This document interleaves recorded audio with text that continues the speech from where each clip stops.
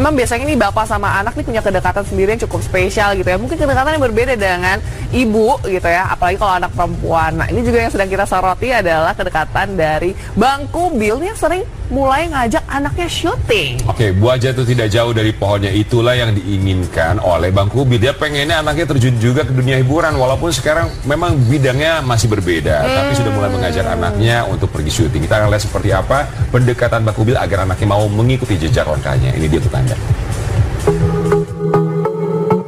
Puluhan tahun berkecimpung di panggung hiburan, Kubil perlahan tularkan dunia kesenian pada anak-anak tercinta. Rara, sang anak pertama, adalah yang mulai sering diajak ikut serta di sejumlah acara di layar kaca. Bagi Kubil, memecah tawa dan menghidupkan suasana sudah jadi makanan sehari-harinya. Lalu bagaimana pula dengan Rara? Benarkah Rara masih berdebar setiap kali ikut syuting bersama sang ayah? Meski ini bukan kali pertama baginya beraksi di depan kamera. Nah, hari ini saya bawa keluarga ya bertiga karena anaknya 3. Jadi kita jadi berempat. Nih Rara nih ya. Ini anak pertama Bang Kubil nih. Nah, di sini juga tadi temenin sama nih Amanda. Ini anak dari Ade. Nah, ini anak dari Abang Dava. Cukup pressure. Sebenarnya tadi mungkin yang pas kan ada bagian kayak babak bonus gitu kan, karena menang di yang terakhir, babak terakhir, terus ada babak bonusnya itu nyerok uang. Itu kan ditutup matanya.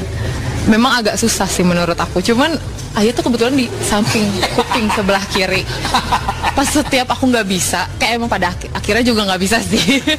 Itu tuh kayak astagfirullah kan pressure ya.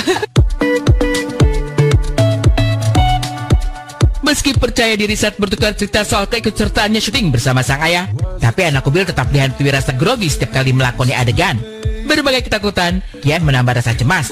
Entah itu takut aktingnya tak mumpuni seperti sang ayah, atau rasa tidak percaya diri dan merasa masih perlu untuk belajar lebih banyak lagi. Sebelumnya udah pernah ikut kuis-kuis juga kayak gini.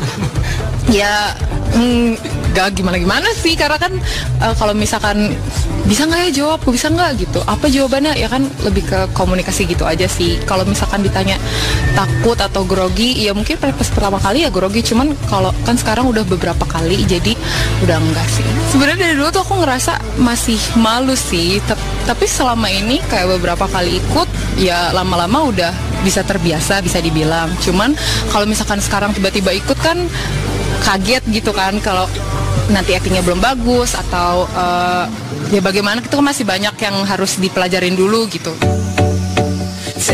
Bagi Kubil, keikutsertaan sang putri tercinta bersamanya dalam sejumlah syuting bukan sekedar aji mumpung.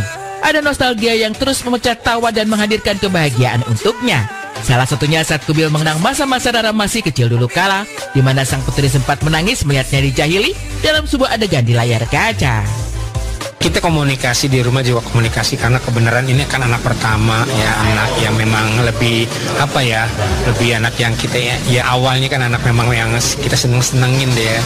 Lagi zamannya dulu kita syuting juga ya, kita seneng, kita bawa. Bahkan ada satu kejadian juga lucu pada saat kita syuting dulu ya, namanya syuting ada bareng sama Bang Opi, ada adegan Bang Opi nindiin saya terus pakai bantal, terus dia nangis kan, ayah.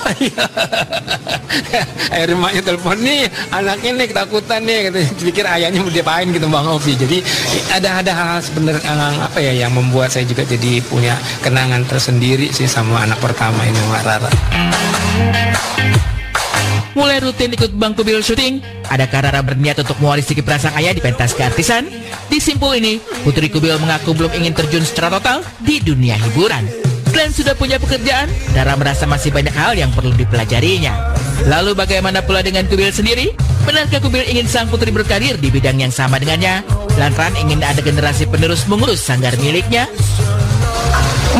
Kalau ngikutin jejak, sebenarnya mungkin nanti ada kali ya momennya. Cuman kalau untuk sekarang aku lebih milih untuk outside aja. Cuman kalau misalkan diajak kayak ayo Kak syuting ikut ya, kalau misalkan aku ada waktu ya pasti bisa gitu. Kalau misalkan lagi ada kerjaan ya enggak gitu. Cuman untuk sekarang dibilang mau ikutin atau enggak, aku masih pengen kerja dulu sih. Pertama dulu sebenarnya sih untuk Lara Seni dari pertama tuh dulu pas masih zamannya SD kita sering ada, karena kan latar belakang kita kan Betawi nih. Dulu kesenian Betawinya lebih ini sama adiknya yang sekarang ada posisinya lagi di Bandung ya. Jadi memang dulu tuh ajar nari punya basic gitu loh, basic untuk darah seninya aja. Cuman begitu masuk SMP, SMA udah agak berkurang, lebih fokus pada sekolah, dan apalagi sekarang udah bekerja ya, jadi lebih banyak pekerjaan. Walaupun saya bisa bilang, mana ayo ayah ini punya sanggar, siapa yang bakal nurunin nih, siapa yang bakal gantiin nih gitu. Tapi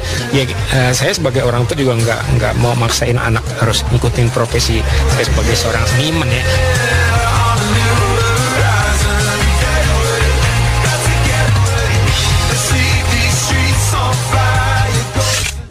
Kita juga berharap tentu saja siapapun orang tua di luar sana yang menginginkan anak-anaknya apapun cita-citanya mengikuti jejak langkah orang tuanya bisa terwujud cita-citanya. Tapi kalaupun misalnya tidak ada, tentunya berbeda tujuan dengan orang tuanya atau juga bidang yang tidak sama, berbeda, ya apapun keputusannya yang penting disupport, karena kita yakin support system terbaik adalah keluarga, termasuk orang tua.